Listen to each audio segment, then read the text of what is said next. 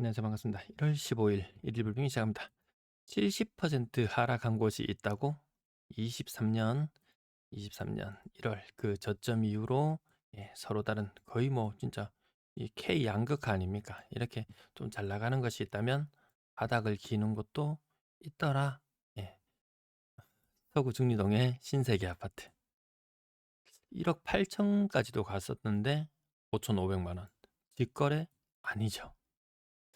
뭐 증여성 거래일 수도 있겠지만 뭐 이런 거래들이 종종 나옵니다.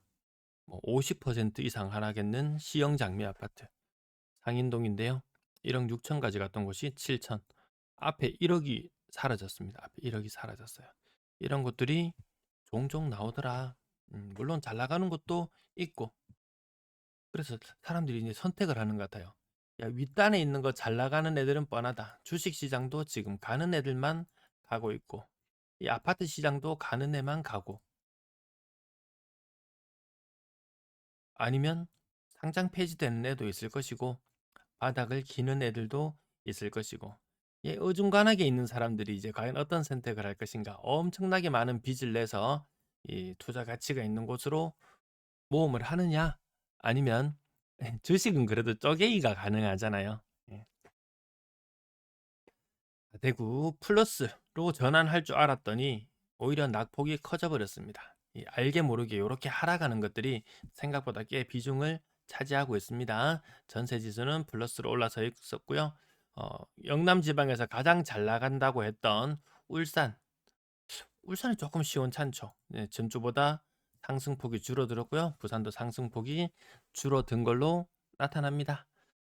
한국은행은 기준금리를 동결했습니다. 언제 이후 동결이냐면 25년 5월. 진짜 오래됐습니다. 4개월만 더 있으면 1년이네요. 네, 그때 금리 한번 내린 이후로 이제 금리 계속 내려갈 거다라고 했지만 10년물 국채 금리는 지금 3.42%이 정도 되나요? 야, 향후 10년 동안 3.5% 정도 되는 금리라고 생각하면 되는 것이니까요. 야, 우리가 생각했던 저금리, 우리라고 해야 되나? 저금리의 세상은 오지 않았다. 오지 않았다. 어쨌든 여기에다가 대출 받으려 그러면 이것저것 더해지면은 우리가 실제 대출 받는 금리는 4.7% 정도가 평균입니다. 그러니까 이 정책 자금 아니고서는 투자할 수가 없습니다. 수익형 부동산 수익률 뭐 상가 같은 거 한 2% 정도 나와주나요? 4% 대출 받아서 거의 5% 되는 대출을 받아서 2% 투자 수익이 나오는 상품에 투자를 한다? 이거 애미가 좀 아니죠. 자, 서울의 거래량은 어쨌든 간에 4,700건대로 마무리될 것 같은 분위기로 가고 있고요.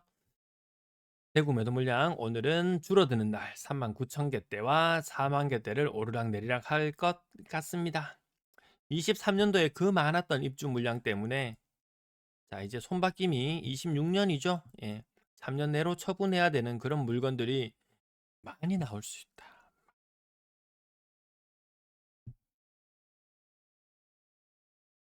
자, 대구의 아파트 거래량 요거 퍼센티지를 조금 조정했거든요. 그러니까 대구 거래량은 현재 흐름으로 봐서는 2,200건대. 어떻게 부동산을 띄우는 정책이 나올지는 모르겠지만 사실 부동산 띄우는 정책은 나오기 힘들죠. 야, 빚내서 집 사라 할 때는 집 사면 됐고, 야, 주식시장 간다, 정상화 시킨다라고 했을 때는 주식 사면 됐고, 야, 정말 정부가 정답지를 알려줬음에도 불구하고 이 관성이 있기 때문에 하던 것만 또 하던 게 하는 게 맞고. 자, 이 털어내야 되는 물량들 3억 미만 거래들도 근래 들어서 조금 증가하고 있는 모양을 보여주고 있습니다. 비싼 아파트만 거래되는 거 아니다. 싼 거 더 싸게 해서라도 처분하고 나 더 똘똘해질래. 이런 움직임은 계속 이어지고 있는 것 같습니다. 두산 이브더 제니스 W 15억대 정도 이제 보통 생각하면 될 것 같고요. 버머 센트럴 브루지오는 뭐 11억대 이렇게 생각하면 될까요? 평균적인 가격 흐름만 대충 감을 잡고 가면 되겠습니다. 월배 3정 직거래 29층이에요. 트럼프 월드 수성 50평이 9억. 이것도 고점 대비 30% 하락해 있고 어느덧 20년 차의 아파트가 되어버렸습니다. 남산 롯데캐슬 3층이 7억 7천. 동대구 지역, 오늘 동대구 지역 신고가가 좀 많이 보입니다. 이 퍼센티지 보십시오. 102%. 두리역 자이도 보이고요. 동성로 SK 리더스뷰 6억 조금 넘어가는 수준의 직거래 건수도 눈에 띄고 동대구 지역 신고가 보입니다. 계속해서 보입니다. 또 동대구 지역.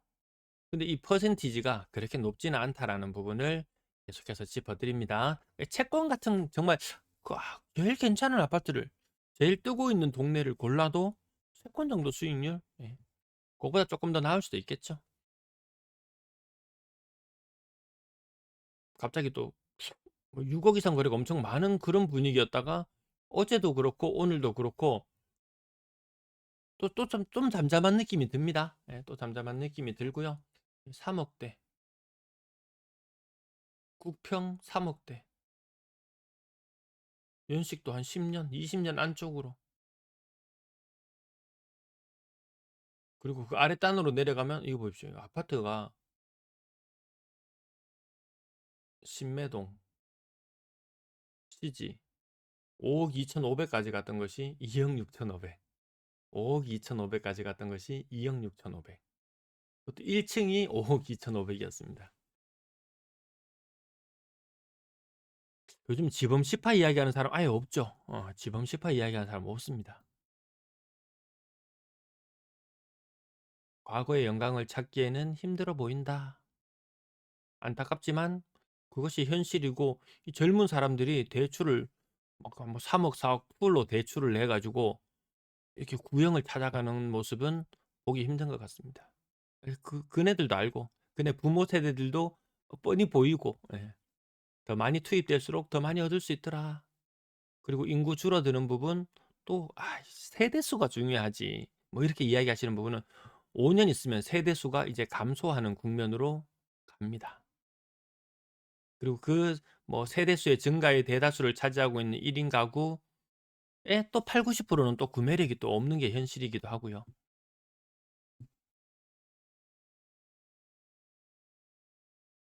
전세 거래는 월별 1,400건대 4억 이상 거래량 많이 늘어나 있는 상태고요. 월세 거래도 약간 올랐습니다. 약간 오릅니다. 뭐 몇만 원씩은 2년 전 대비 가격 약간 월세도 약간 오르고 있다. 오늘도 시청해 주셔서 대단히 감사합니다. 그리고 멤버십 진짜 한 2달 전에 가입했는가요? 그리고는 강간무소식입니다. 그래도 영상 잊지 않고 한 번씩 찾아와 주셔서 흐름 놓치지 않고 봐주시면 좋겠습니다. 제가 뭐 하락이도 아니고 상승이도 아니고 어, 근래의 흐름을 읽어드리면서 뭐 상승을 조금 더 부각시켜서 이야기할 때도 있고 했지만 기본적으로는 주택 시장이 과거처럼 투자 상품으로서 엄청난 매력이 있는 것 같지는 않다. 그리고 그런 흐름이 그 시대적인 흐름인 것 같다. 이렇게 정리하면서 마칩니다. 시청 감사합니다.